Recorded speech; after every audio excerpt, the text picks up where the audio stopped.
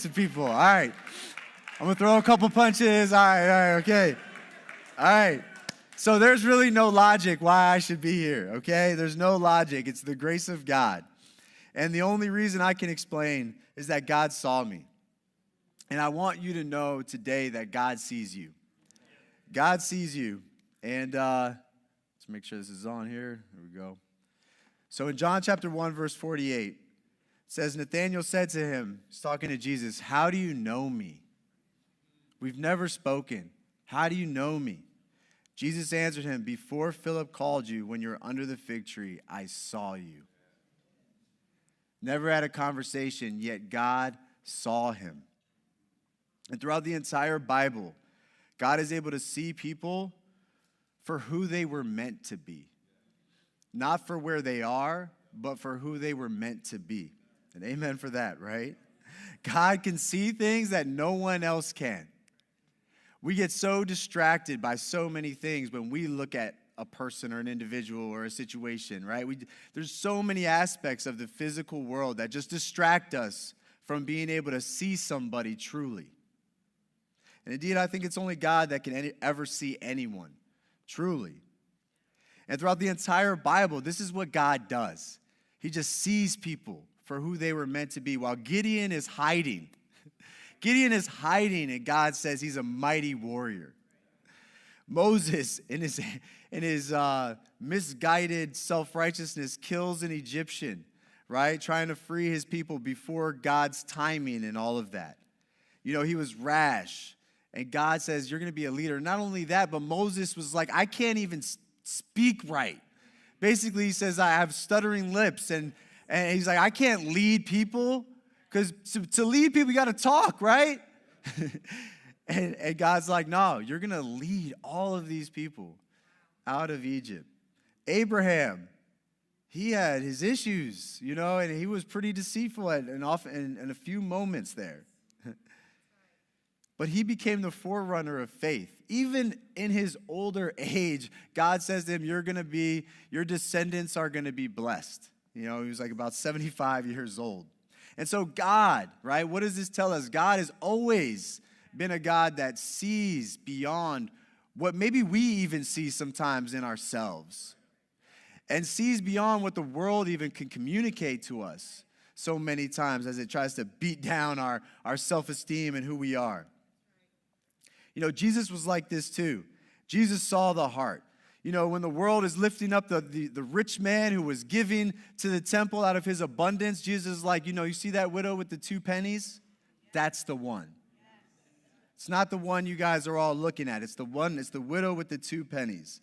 A military man that was oppressive of all of Israel. This is the Roman centurion. Jesus said of him, he had greater faith than anyone in Israel.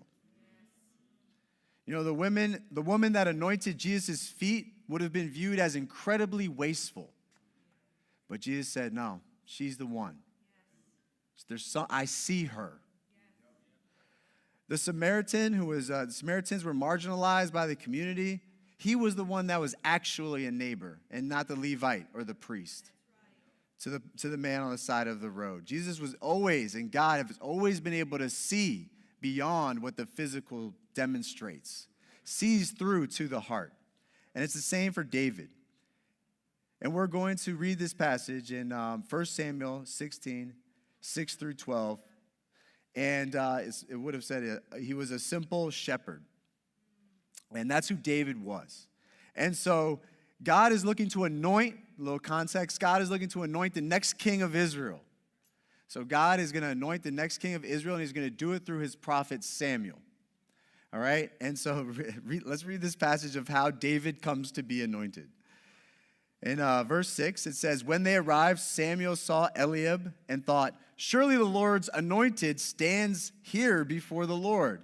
Basically, Samuel's saying, it's got to be that guy. That's going to be the guy. In verse 7, "But the Lord said to Samuel," this is what God says to Samuel, "Do not consider his appearance or his height, for I have rejected him. The Lord does not look at the things people look at. People look at the outward appearance, but the Lord looks at the heart." Then Jesse called Abinadab and had him pass in front of Samuel. But Samuel said, the Lord has not chosen this one either. Jesse then had Shammah pass by, but Samuel said, nor has the Lord chosen this one. Jesse had 7 of his sons pass before Samuel. But Samuel said to him, the Lord has not chosen these. So he asked Jesse, are these all the sons you have? There's got to be more. I mean, like, what's going on here? You know, is this it? And then he says, there's still the youngest. Jesse answered, he is tending the sheep. Samuel said, send for him. We will not sit down until he arrives. So he sent for him and had him brought in. He was glowing with health and had a fine appearance and handsome features. Then the Lord said, rise and anoint him. This is the one.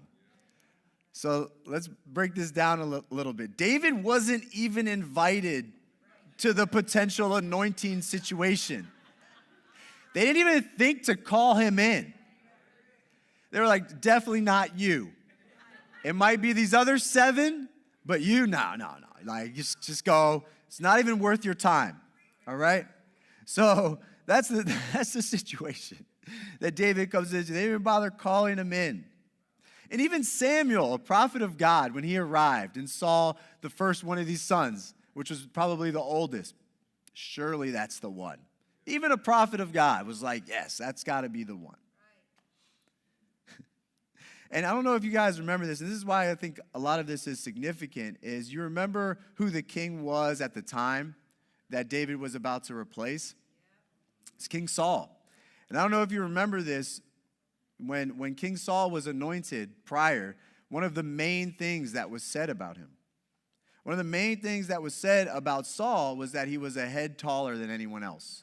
They took note of this, primarily this physical thing. And now if you see in this passage, it does say David was handsome, but it was definitely a secondary thing, all right? But with Saul, it was like, all right, he's a head and shoulders taller than anybody else. You're the one. So it's like this show of force, this dominance, this character. You know, the power of this personality had a lot to do with Saul being anointed. And it went really bad, all right, for Israel. It went really bad. And so God here is making it clear, this guy with the shepherd heart, this guy with the shepherd heart, the working class shepherd heart man who loves me, who's spending time with me out there as he's tending to those sheep. The one you lead, the youngest. Youngest never gets to surpass the oldest, especially in this culture, right? And you could ask my older brother. He wouldn't allow it, you know? So you know it. It's tough. It's tough, right?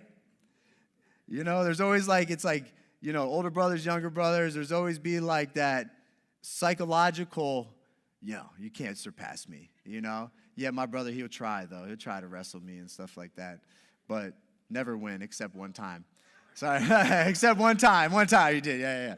No, it's the tough guy right there, man. But, and so God wanted to make sure you guys demanded a king with Saul. But now I'm going to anoint a king, and he's going to have the heart of a shepherd, and he's going to love me. And it's not going to be about this outward appearance thing. But remember, David wasn't even invited. Have you ever felt that? Have you ever felt written off? Have you ever felt unappreciated, undervalued, forgotten, irrelevant, marginalized? Ever feel this based on these dumb exterior aspects that people look at? These things that are just, it's not who we are. What you wear, what you look like, right? Like, have you ever felt these things based on someone's perception of you? Right? Have you ever felt like David might have? You know, he comes home like, man, you guys didn't even call me in for this? It's a big deal. But I bet David was like, well, God knows what he's doing. You know, if it's me, he'll call me. You know what I mean? He knew, right? But I imagine he felt a little bit, he was a little sideways on that. And I think we've been there when we feel unappreciated. We don't feel like we get the love, based on the sacrifice and the time. I'm sure many parents can relate to that feeling as well. You don't get your due, right, in a lot of ways. And, In our society, we just constantly, in the world, undervalue people based on worldly attributes. Just constantly undervaluing people. And think about the questions you even ask when you first meet someone. Where are you from? So this is like an indicator, right? What do you do for work? Right? That comes up probably in the very beginning of any meet and greet, right? Where'd you go to school? And what'd you study? What degrees do you have?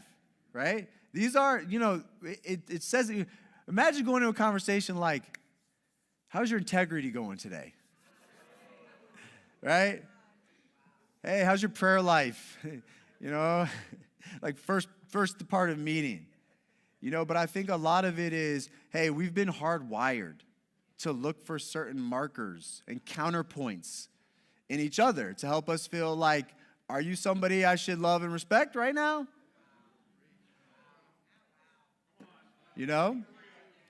Or not? Are you worth my time? And Jesus, we were all worth his time. You were worth Jesus' time, right? So I think so often we'll blow by people that don't, kind of meet the criteria that we have in our eyes for what a sharp and awesome person may look like, right? But that wasn't God. God saw through it all. God saw through it all. And I think a big part of our relationship with God should help us to be able to see people the way he did, to begin to value more the things that God values in other people. But we're such bandwagoners by nature. We wait for people to win before we say, you know what, I love you, I believe in you, right? This is like the source of every rap song ever. It's like, after I made it, everybody was like coming out of the woodwork. Everybody that's ever won the lottery has gained 1,000 new family members, right? Because we're just bandwagoners. Don't make me get started on the teens and their NFL team choices and how all of this convenient Patriot fans and, born Jets fans that should be really Patriots fans, or that they became Patriots fans during the era of all these victories. There's a Cowboys fan over there somewhere. I don't know, But I've been a Commander fan, all right? That's not bandwagoning. I could be accused of a lot of things, but one of them is not being a bandwagoner. All right? I've looked for outs. Sometimes I have. My brother would be like, such a sellout after I say that. But, I was like, man, maybe Baltimore. Lamar Jackson. Anyways, they're a lot better, just so you guys know. But no, I'm going to stick it out. And God's going to have to, do his work there if he's going to at all. But, we are, right? We tend to do that. And I don't think that I would be, anyone's first round pick based on external cues when it comes to being a minister. I'm just going to be honest with you guys. I'm young compared to the average church leader in society. I think they have that at like 55. As Johnny King would say, I used to be a pugilist, both in the ring and outside of the ring prior to being a Christian. I'm a hot-blooded Italian, and I have edges that still need some smoothing, all right? And I think because of these things, I don't look maybe like what a minister should quote-unquote look like, or I don't necessarily always talk like how a minister should quote-unquote talk like. I don't even know what that is. And all I know is that I'm human, and I'm going to let people down, and I'm going to be me, and this is a team, and this is a family, and we do it together. We do it together. Amen. My parents did a great job. They've always helped us with really valuing the heart. I didn't come home, and it wasn't like, hey, how are your grades, like every day.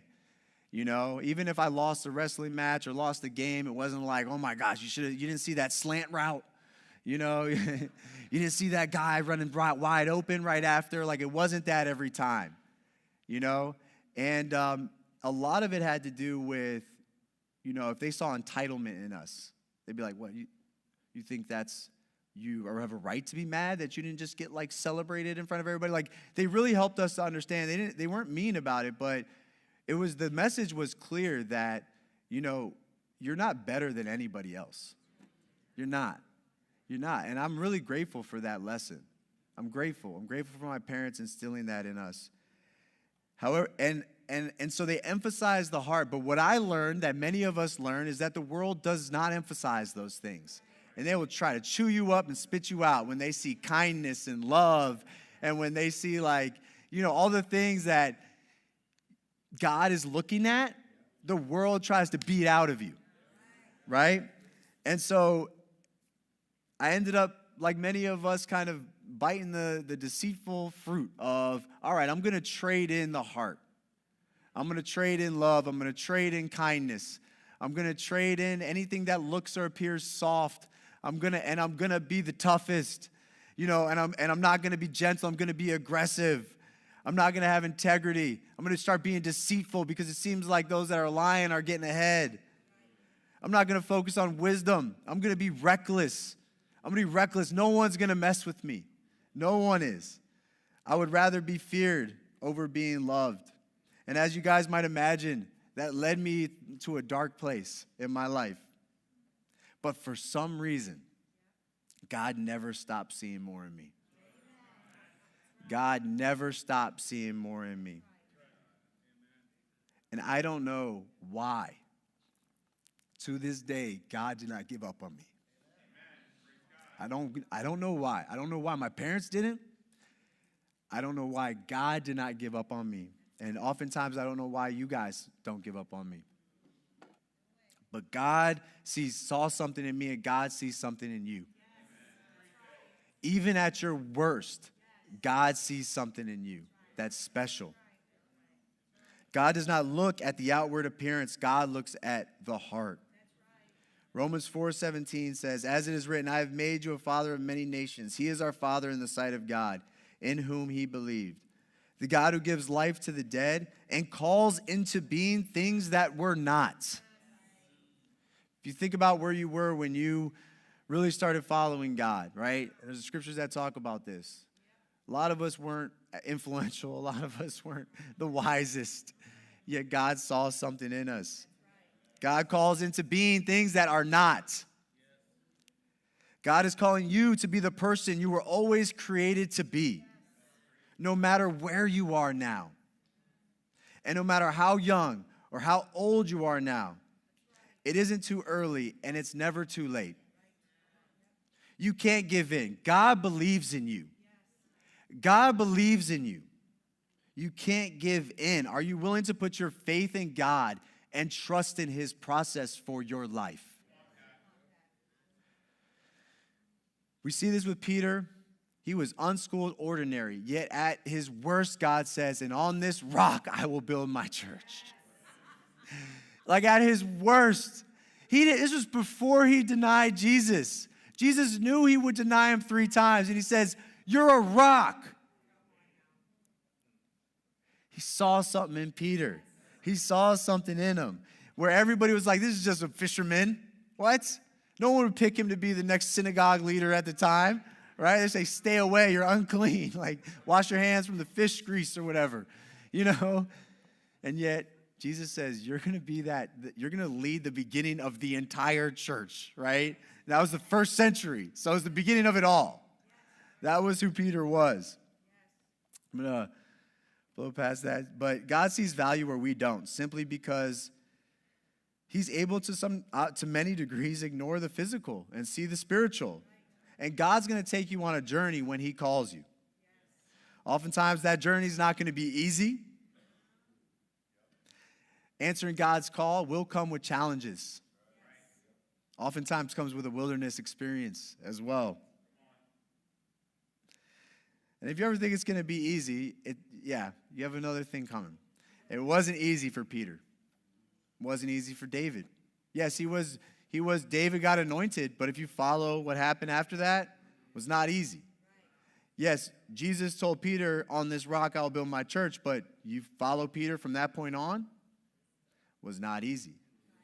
So answering the call is not easy, but God still sees you. So God sees you. My question is, do you see you?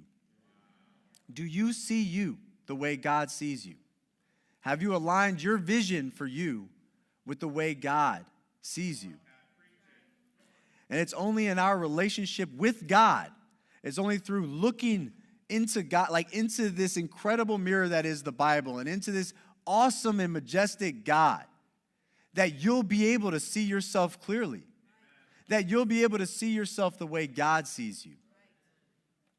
As the world once again beats you down and tries to destroy your self-esteem and anything you feel that's positive about you.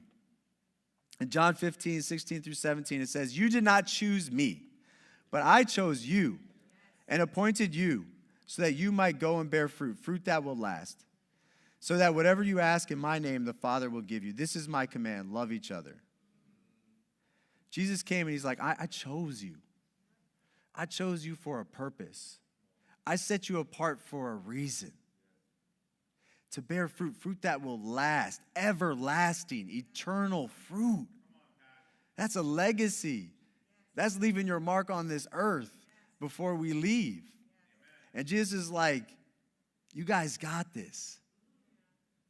Don't forget about love, right? He's saying we could partner in this thing.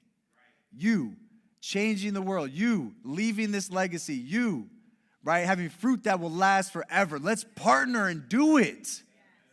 Stop being scared. Stop worrying. Stop shrinking back. Don't give in to all the things that are telling you you can't do it or you're not enough. Like, you're partnering with God.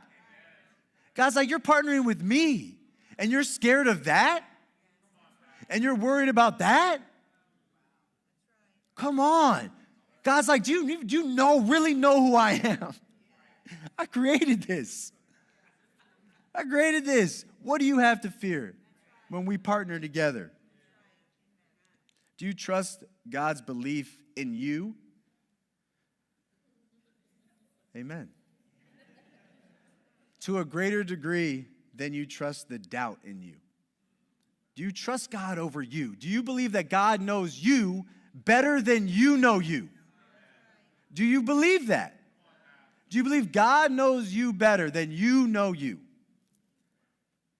We have to align ourselves with that reality. And so many of us, we just give into these doubts. We just shrink back from the calling. We just feel like we're not worth it. We're not worthy of it. We self-sabotage. We spiral into sin and these different things. And it's like, man, why not you? Like, why can't you be great for God? Why not you? Teens, why not you guys? Why can't you change the world? If you look at our church history, there's a lot of young people, literally, planted a church in every major city and all over the world. Right? Like, we could do this when we partner with God. And oftentimes, this is my last kind of thought I'm going to share today, and I appreciate you guys bearing with us today for this service.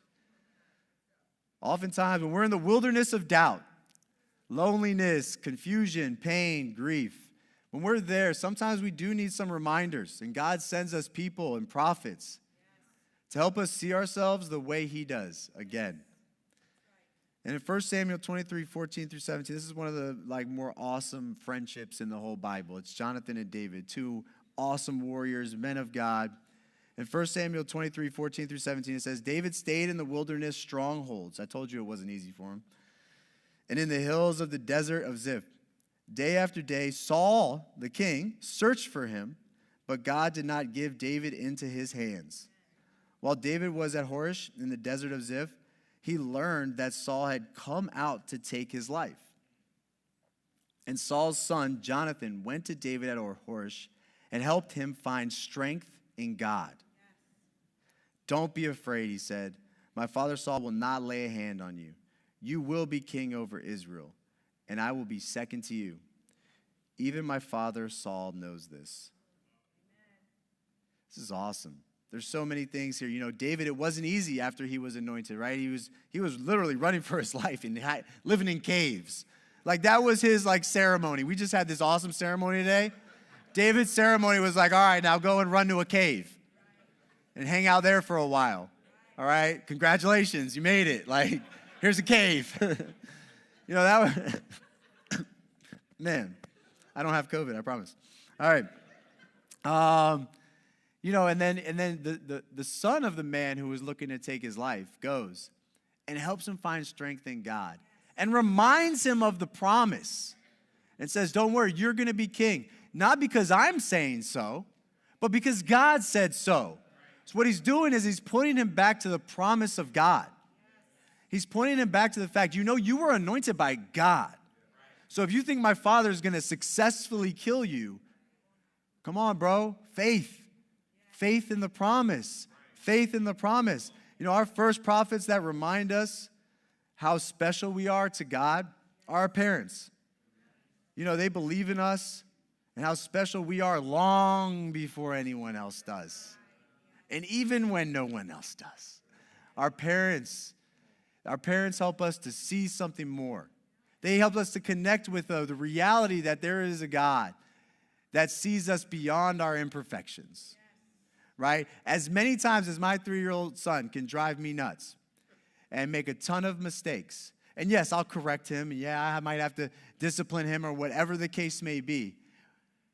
But I never stopped loving him. And I never stopped seeing how great this little 3-year-old could be. That's how God sees you. When you make mistakes, you think God's like all mad at you. It's like, no, he might have to like help you out, right? But he still loves you. He still sees you. He still wants you to be awesome and great, right? And when I was in college, God sent me someone else. It was Cash, you know, to help me. He was walking, asking people if they were interested in learning more about God. And I was there, a disaster.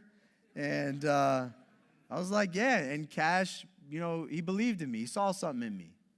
You know, where every other probably church group on campus would have been like, yeah, that's not the one. That guy, this one over here, looks like they got good grades, all this, they're doing well. You know, this guy with the bloodshot eyes, not sure, all right? You know, but Cash saw something, right? And it's because of his relationship with God. You know, moving here to Southern Connecticut, you know, Jeff and Florence, and definitely a shout out to Jeff because, you know, he's been a constant reminder of how God sees me. You know, Jeff is just, there's times where we get together and I share with Jeff, hey, here's what I'm working on, here's what I need to grow in, and here's my mess. And I'm thinking, yeah, this might be the day it's over for me, you know. And Jeff's like, man, bro, thank you so much. God loves you, man.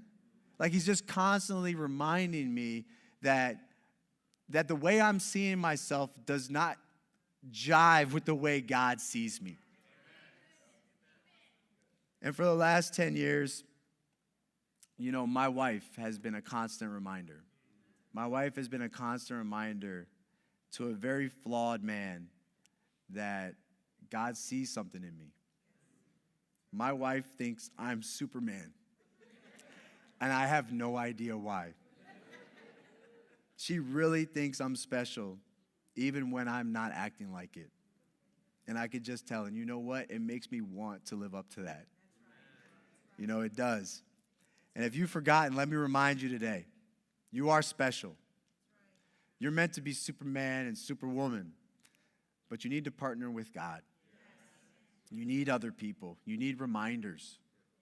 Let's just all decide today to believe that we were made to do great things for God. Let's believe that we were made with an incredible purpose and design. And let go of putting so much effort into the things of this world. Put faith and heart over outward appearance. Put faith and heart over outward appearance. Stop focusing on what the world focuses on. Because you will undervalue people your whole life. And you will also undervalue yourself. God does not care how much money you have, how awesome your job is, how hard of a worker you are. He sees through it all. He sees your heart. He sees the person he created you to be. I want to challenge you guys today with 2 things. If this thing is working. Well, I could read them. Or we go to the next slide. 2 things today. One is to think about, do you see yourself the way God sees you? Do you see yourself? Just reflect on that question. Do you see yourself the way God sees you? And I want to challenge you to internalize his voice. All right? Second thing is, do you see others the way God sees you? Meaning, are you able to see others with that same heart and spirit of looking beyond, right? Let them know what you see. Let people know that you see them. Let people know that God sees them. I would not be here today without the people that have reminded me of that have reminded me to keep going, keep fighting, don't give up. Wrapping up here, if God didn't use my parents, Cash and Maria, the Sackingers, our leadership team here, my wife, all of you guys, I don't know if I would have been convinced that he saw something in me. You guys have all helped me believe that God sees me. And I want to be able to remind you guys of that for however long you'll let me, that God sees something in every single person here. My final reminder for today is God sees you. Love you guys.